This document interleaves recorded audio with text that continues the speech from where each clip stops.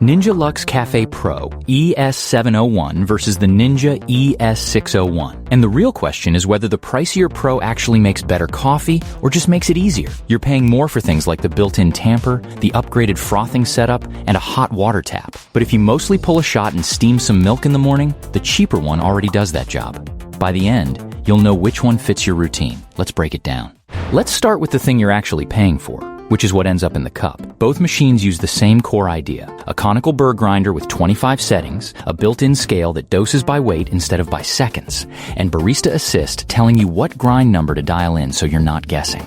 And that guidance genuinely helps, because these ship with real baskets, not the pressurized ones that fake crema, so grind size decides whether your shot tastes sour or balanced.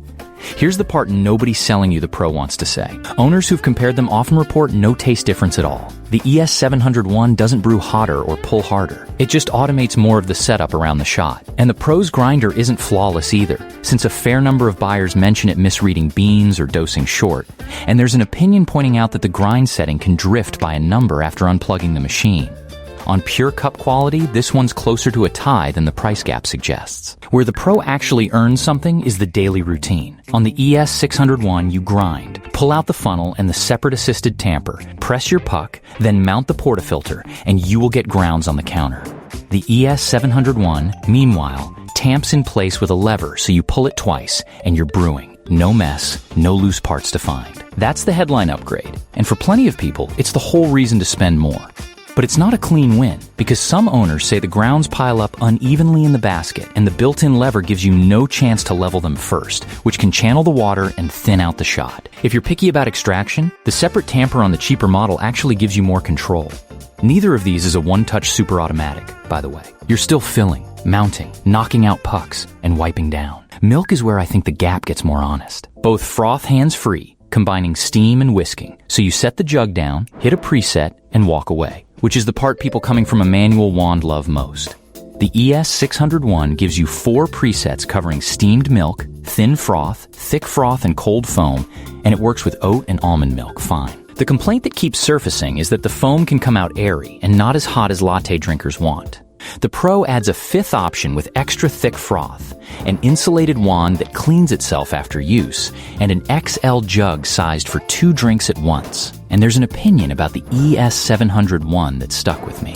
The milk frother is the thing that impressed me most, because you don't have to keep moving your arm around to texture it. The machine spins the milk on its own. I've been stuck making cappuccinos since I got it, and the froth adjusts from thin all the way to thick. If your household drinks 2 milk drinks every morning, that bigger jug and the self-cleaning wand are worth real money. That leads into what each one can actually make. The ES601 is a 3-in-1, so espresso is a double or a quad, drip coffee in 3 strengths, and cold brew, all in sizes from 6 ounces up to 18. The Pro is a 4-in-1, and the 4th machine is a separate hot water system. Plus, it opens up ristretto and lungo alongside the singles, doubles, and quads. Sounds like feature sheet padding until you realize the US version of the ES601 has no hot water tap. So if you drink Americanos or tea, you're pulling water through the group head and past leftover coffee oils. For a tea household, that alone can decide it. Cleaning is the same chore on both, honestly. Parts come apart easily. The grinder and portafilter need regular attention, and both include descaling powder, cleaning tablets, and a hard water test kit. The real annoyance shows up in the drip tray because these dump water into it constantly for pressure relief and rinsing, and owners of both models describe emptying it every couple of days or even after a few shots, carefully, so it doesn't slosh over the counter. Nobody warns you about that before you buy. Both are chunky and heavy, right around 14.5 inches tall and roughly 26 pounds, so measure your cabinet clearance before ordering. The Pro is the bigger and heavier of the two, and it's not something you'll be sliding around. Both are loud too, between the grinder and the beeps after every step. On build, the finish looks good on both, though not everything is stainless, and a few Pro owners have gone through a replacement or two before landing on a working unit, which is worth knowing at this money. Ninja covers both with a 1-year limited warranty. So where does the extra actually go? The ES601 costs quite a bit less and already covers espresso, milk drinks, drip, and cold brew with the same grinder, the same scale, and the same guidance.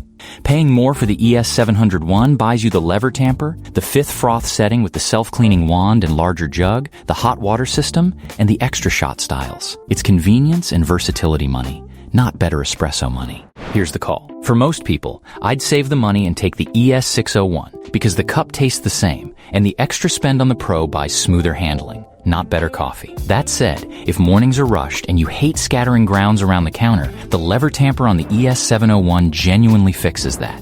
And if your house runs on tea or Americanos, the separate hot water side settles it on its own.